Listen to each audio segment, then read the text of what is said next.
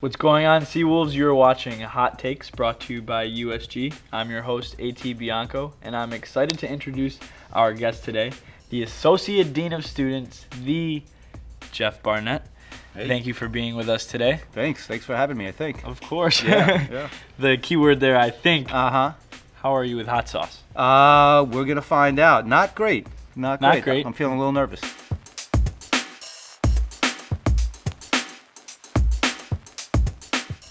We'll Cheers. click them. Cheers. All right.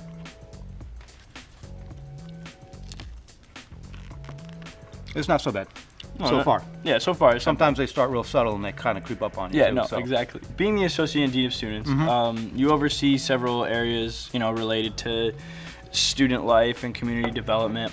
What is your favorite part of, the whole ride? Of the whole ride of Stony Brook or the job? I've been in Stony Brook for a long time, so it's been a long ride. It's been, I came here as a student, as a transfer student 20 years ago. So talk about that for one.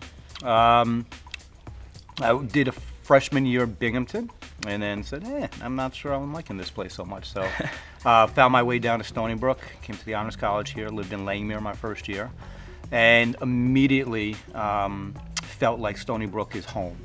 Don't know what it was. I know it was the people, the interaction. It felt a lot more like where I came from, where I grew up.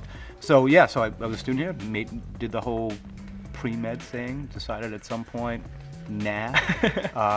But TA'd chemistry and did the whole orgo, but I think it's really once I got to orgo that I thought maybe not so much. But I graduated mid-year and I needed something to do, and there just happened to be a job open as a hall director, and loved it. Loved working hall council. Of all things, loved guiding students and getting them to see them grow as leaders. From there, I wound up working with Dean Gateau in academic advising. Actually, 15 years ago, we worked together. He was my boss then. Dean Stein, who some people don't know anymore, which is really, weird for me because he's been a Stony Brook legend. Invited me to join the Dean of Students office and do a lot of fun things. So I've been there since. So how long does that give you here at this university, kind of combined from you being a student to you transitioning over in your career? I've been here since the fall of 1997. Fall of 1997. You born in 1997? I was born November 1997. Okay, so I got here. And I just turned 21 a couple weeks, about a month ago. So that's about how long I've been here. Yeah. Wow. Yeah, a long time. I remember when I was 21. So our next sauce is High River Sauce Rogue. It's a Moruga blood orange scorpion pepper sauce, and I'm going to tell you about this one. You're going to taste the orange. Not the scorpion. Maybe a little bit of the scorpion, but we'll see. All right, so we got to cheers it up again. Cheers it up. That first one was pretty hot, by the way. I'm just saying. So just the be careful baseline with this one. is high.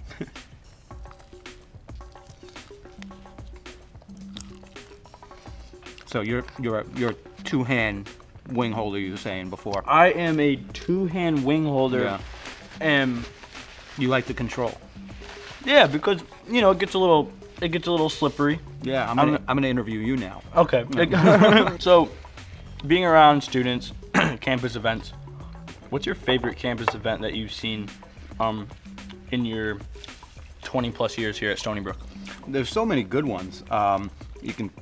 But if you're gonna go with the quintessential sort of like biggest tradition at Stony Brook, I love them all. I love the Roth Regatta, especially. I think some of the best traditions on colleges come from students, born out of the brilliant minds of students. And Regatta was.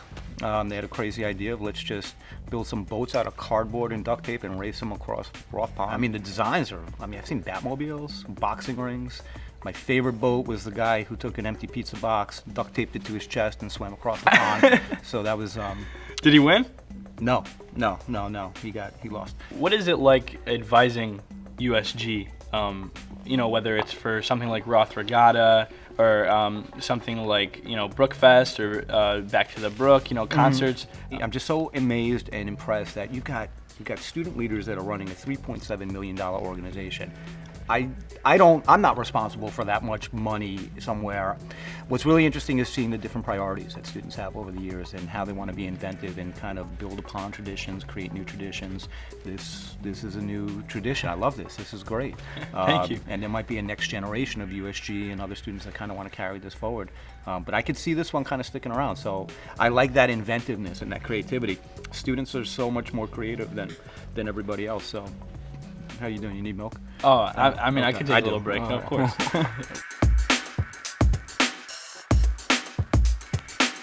I heard number 4 is really the dangerous one. So Number yeah. 4, yes. The title of this next one is Pain 100%. Okay. There's the proof of it. Don't All be right. scared. All right. We'll do this one together, and we'll clink wings again.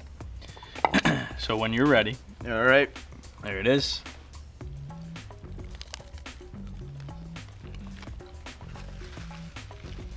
So this one kind of catches up on you a little bit. Yep. So to start, not so bad. Not so bad, but the No. aftertaste is a little different. Yeah. It's like, I don't know.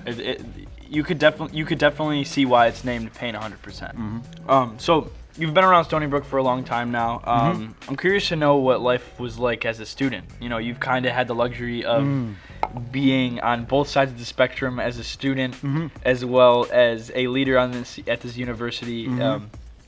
So just explain that, your experience, any funny stories, any distinct memories that you have of being a Seawolf. Well, yeah. I mean, let me paint a portrait of what Stony Brook was like back then, right? So we were Division III. We weren't the Seawolves yet. We did not have a stadium. I remember celebrating homecoming on what is now the campus recreation fields, was the football field, and we had rickety bleachers that gave you splinters when you sat on them. But what was always here, if it wasn't the facilities. Oh, and by the way, we had rat traps at the end hall lounges with slabs of peanut butter. I mean, this was pre-residence hall renovations. Now we get renovated every 10 years in the residence halls. You said rat traps with peanut butter on them. Yeah, I guess that was the bait at the time. So who put those there? I imagine it was the facilities folks. So what you see and what you get now on campus is a qualitatively different experience. I mean, to see the growth here is amazing. And you've been here for the whole entire ride, pretty much. Not the entire. No, I mean this place started in 1957, but I guess the modern era of it. Yeah, yes, the modern era. Because you said that there wasn't even the mascot of Seawolves, right? Not at that time. We went Division I in early 2000s. Okay. So that's what Stony Brook was like then. We were undergoing residence hall renovations at that time, so there was always a building or two that was shut down on a residence hall. We didn't have as many residence halls. There was no West Apartments. There was no Nobel Halls. You know, these places didn't exist. There was no Wong Center. Humanities used to have a food court in it. That's where I got lunch most of the time. Okay, So I could definitely see it as you walk in. It's kind of like where the lecture hall's now. Okay. That used to be level ground. So, the SAC just opened up. When I got here, the SAC opened up in 1997. It was just phase 1. They didn't have the ballroom A, ballroom B. It's just auditorium. So we used to do a lot of programming and set up chairs just in the lobby of the SAC. So it's just a very different kind of space and place here. But what has always been consistent is, again, the spirit. People have been really proud to be here. The students have always been amazingly brilliant. The diversity here has been very rich. And we just, people have enjoyed supporting each other. That's what's made Stony Brook become what it is really quickly, is how hard the people work and how much people are invested in this place. I like that a lot. Yep. So moving on to the next sauce. Are you ready? Yeah, I heard bad things about this one. All right. So the next one is called Da Bomb, Okay. and it's Beyond Insanity.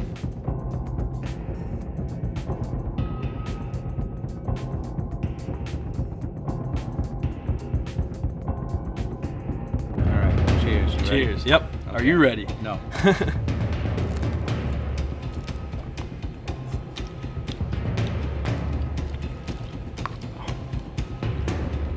All right. Yeah. Are you all right? It's nasty. Yeah, it is I don't like nasty. it. You can take a drink of milk. Okay. We can get to that.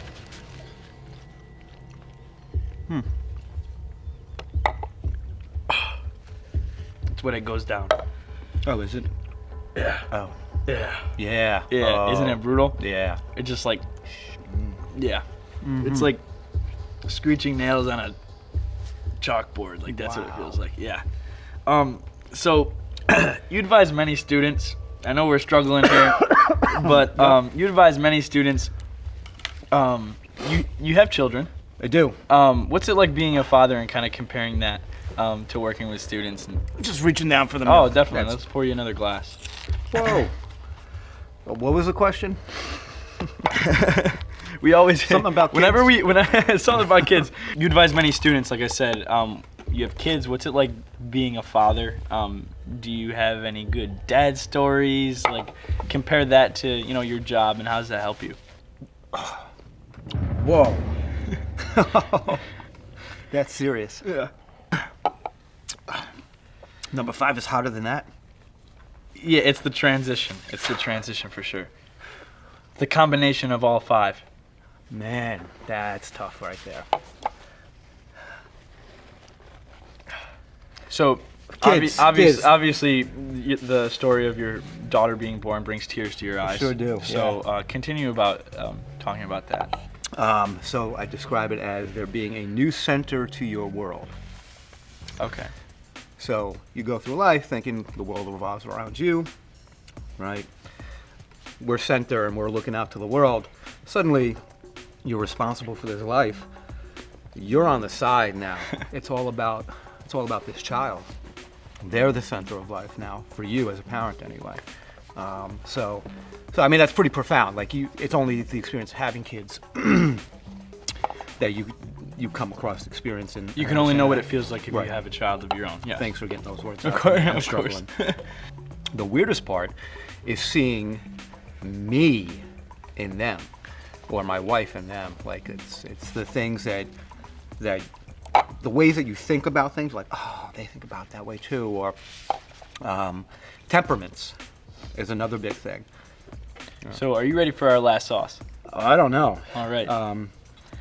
We've been stalling a little bit by talking. A little bit.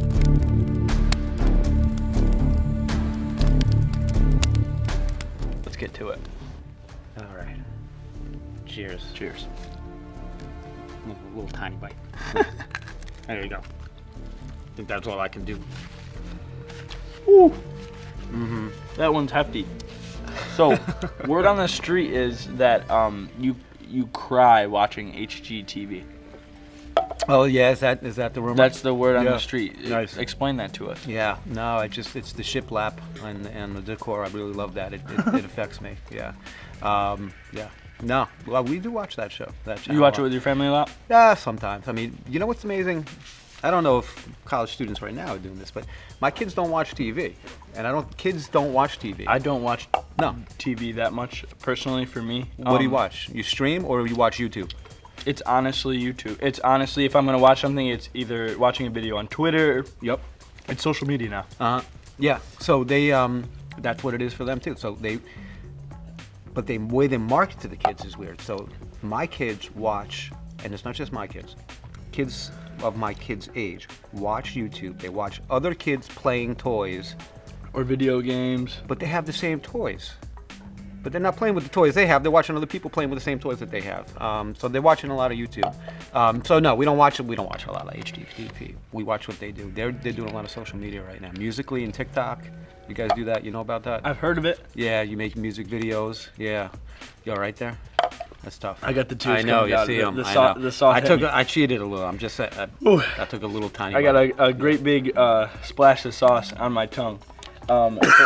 And that might be his Yep. right there. Yep. But honestly, we made it through all 5 of the sauces. Congratulations. And congratulations to you. Thank you Thanks. for being here with us Thanks, today. yeah. This was a lot of fun and very hot. Yes, spicy. For the both of us. Yes. So, this concludes our episode of Hot Takes with USG. I'm your host, AT Bianco. Jeff Barnett here with us. Thank you for being with us. Thanks. Be tuned in for us, other episodes on whether it's Instagram or Facebook. Thank you for watching. All right. Holy crap. That one I was, wanted you to ask about the box. that one was hefty. Hey, what's up, Seawolves? Thanks for watching that last episode. If you want to see more episodes, check us out on our YouTube channel at SBU USG. Thanks for watching.